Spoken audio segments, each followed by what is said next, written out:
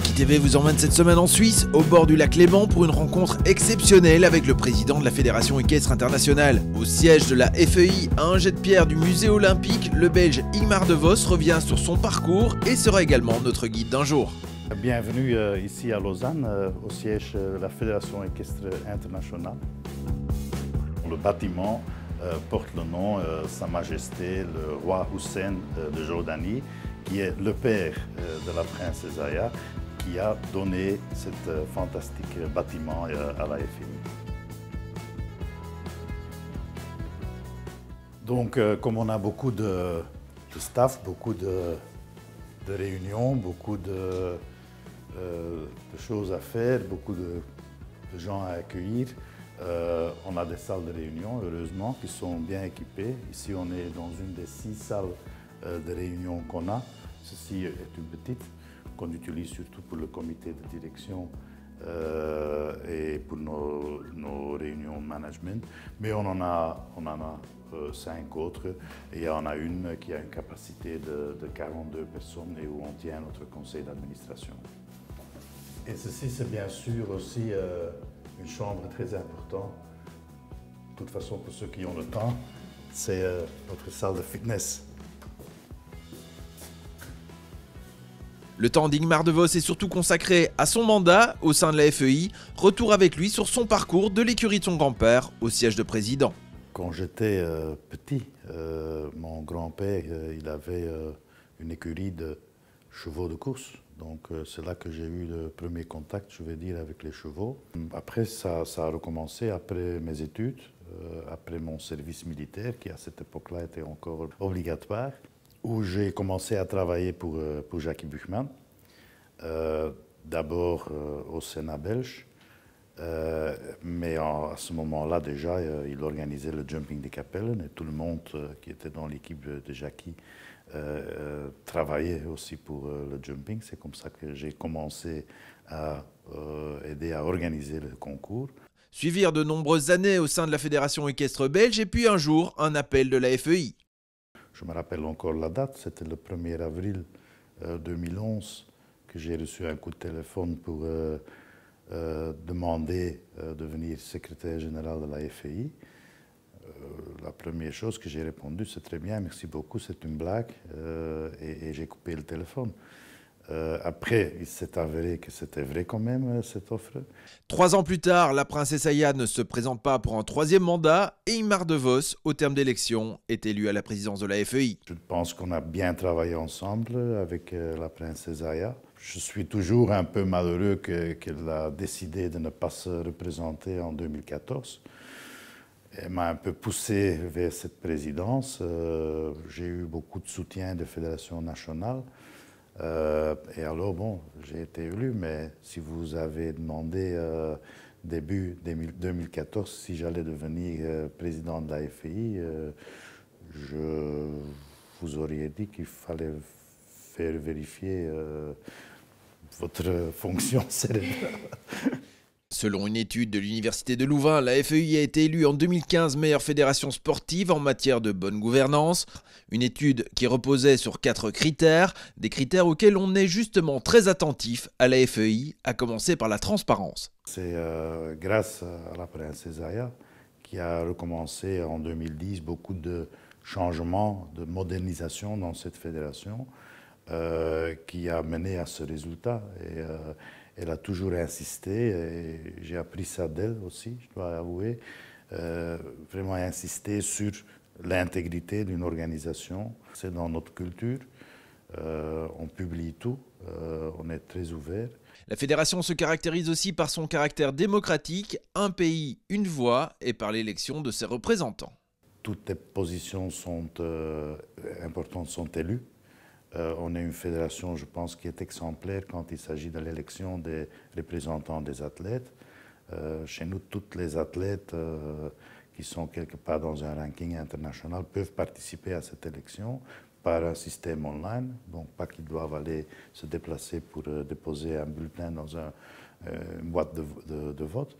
Donc ça, c'est la démocratie de l'organisation, aussi être ouvert pour les femmes, qui est aussi important, et dans d'autres sports, bien sûr, qui est unique par le fait que hommes et femmes participent dans les mêmes compétitions.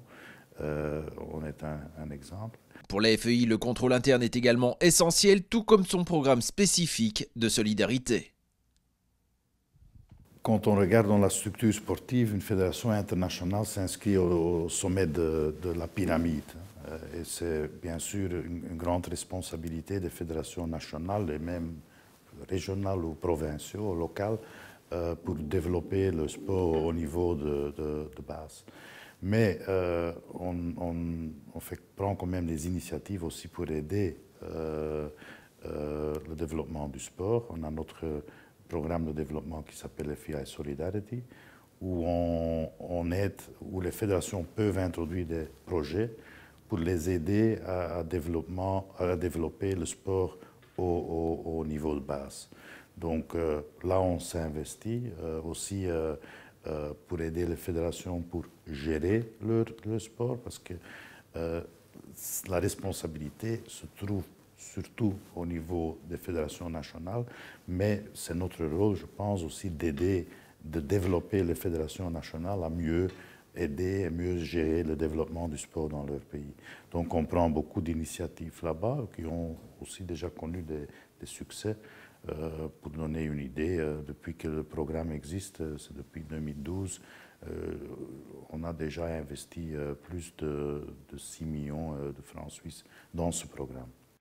85 personnes travaillent au siège de la FEI, réparties en divers services, administratifs, sportifs, vétérinaires ou encore médias. Et ce n'est pas parce qu'on est dans une année olympique que l'activité augmente pour certains de ces services. Ici, les Jeux, c'est une préoccupation presque permanente. Et on est déjà occupé avec la préparation pour les Jeux olympiques en 2020 en Tokyo. Je viens il y a 3 semaines de rentrer du Japon, où j'ai déjà rencontré le comité organisateur, où j'ai visité les endroits de compétition. Et déjà cette mois-ci, on va déjà accueillir les candidats pour les Jeux 2024. Donc je vais dire, ce n'est pas spécifiquement parce que c'est une année olympique qu'on est c'est seulement cette année-là qu'on s'occupe des Jeux, c'est permanent qu'on est occupé à préparer et à organiser les Jeux olympiques. Preuve de l'importance des Jeux pour l'équitation, mais de l'équitation aussi pour les Jeux, la place qui leur est réservée au sein du musée de la FEI. Ici, on est dans notre musée, qui est un musée pas trop grand parce qu'on n'a pas beaucoup de place, mais qui est, pour cette raison-là, surtout un musée interactif. Quelque chose de très important qui peut vous intéresser, c'est qu'on a ici le trophée, le Furuzia FEI Nations Cup trophée, qui a été gagné l'année passée à la finale à Barcelone par l'équipe belge. Ici se trouve l'original. Petit détail, l'équipe belge doit encore être engravée sur le trophée, mais ça va se faire certainement avant la finale.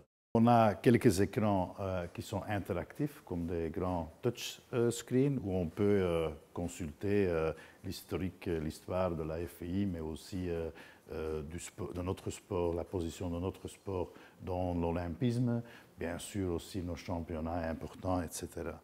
Ce qui est une année très importante pour nous, c'est la création de la FEI qui s'est faite en 1921. Et pourquoi ? C'est à l'initiative du baron de Coubertin, parce que le problème, c'était que quand on avait les compétitions d'équitation en 1912 et 1920 aux Jeux olympiques de Stockholm et d'Anvers, le problème à cette époque, c'était que le sport était pratiqué surtout par des militaires et que la veille de la compétition, dans le bar probablement, les militaires changeaient tout le temps les règlements, ce que le comité olympique n'a pas très aimé. C'est pour ça la raison que le comité olympique et le baron de Coubertin ont estimé que c'était très important de créer une fédération internationale pour gérer cela. Si le sport a beaucoup évolué depuis la création de la FEI, il reste malgré tout encore beaucoup de choses à accomplir. Il faut se poser la question, est-ce qu'on peut améliorer la perception de notre sport? Est-ce qu'on peut améliorer le produit de notre sport?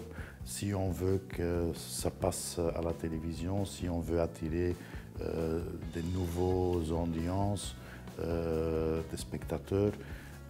Comme je dis, on est dans une compétition, donc c'est très important que notre sport se réinvente.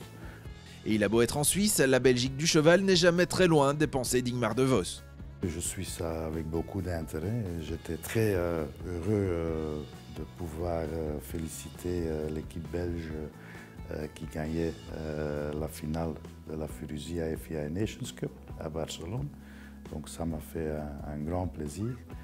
Malheureusement, ils ne se sont pas qualifiés en saut d'obstacle ni dans les deux autres disciplines olympiques pour envoyer une équipe aux Jeux olympiques à Rio de Janeiro. J'espère qu'ils vont encore être dans la possibilité de se qualifier avec quelques individuels. Je pense que ce que Grégory Wathelet a fait dernièrement, c'est extraordinaire. Et sa 5e place dans le Longines Ranking est bien méritée.